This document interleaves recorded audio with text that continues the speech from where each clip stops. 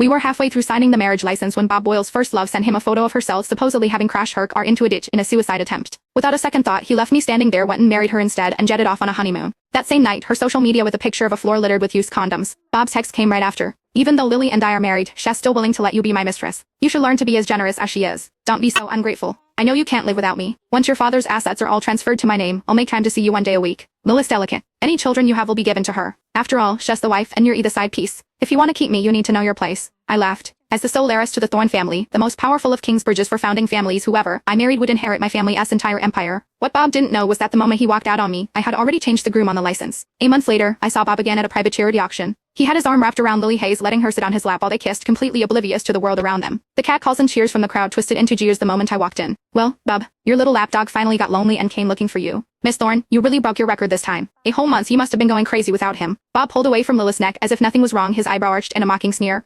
Have I been too good to you? Do you have any idea what a pathetic creature you are, playing hard to get with me? You? If you had any guts, you'd have stayed away. You can't even be a proper doormat. It's disgusting. In the 5 years I'd been with Bob, I'd seen that look, heard those words countless times. Before, when my world revolved around him, being publicly shamed like that would have made my eyes burn with tears I wouldn't dare let fall. Later, it'd suffocate my sobs in my pillow, replaying my supposed mistakes, terrified he would grow to hate me. But now, I just calmly replied, I'm not here for you. Bob, clearly not expecting this, assumed I was still putting on an act. He kicked the chair in front of me aside. Addicted to the drama, are we? You can stand. Later, whatever Lily likes you're going to bid on and win for her. If she's happy, I might consider forgiving you. Oh Bob, Lily cooed, shrinking into his arms and pouting. I don't want anything Bob with her dirty money. A spoiled princess like her only knows how to show off with her parents' cash. Who knows if that money is even clean? I want to buy my own things with my own hard work. Bob pinched her body cheek, his eyes full of doting affection. That's right. My Lily is strong and independent, nothing like this useless, spoiled brat who only knows how to live off her family. But she's desperate to buy me things, he continued, his voice loud enough for me to hear. You know how cheap she is. It pains her not to grovel and spend money on me. Just think of it as a charity case. A cure for her pathetic obsession. Lily giggled and reluctantly nodded. Then she looked up at me, her eyes filled with disdain. Miss Thorne, with all due respect, you're supposed to be a lady. Why do you cling to him, Michael Leach? You should try being independent like me.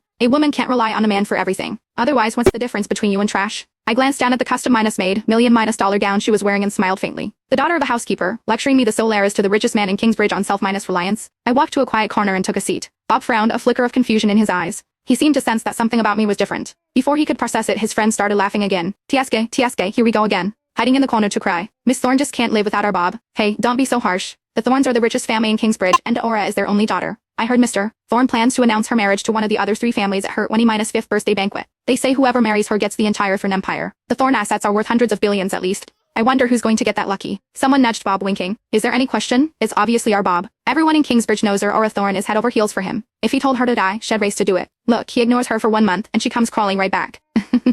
She's the ultimate doormat.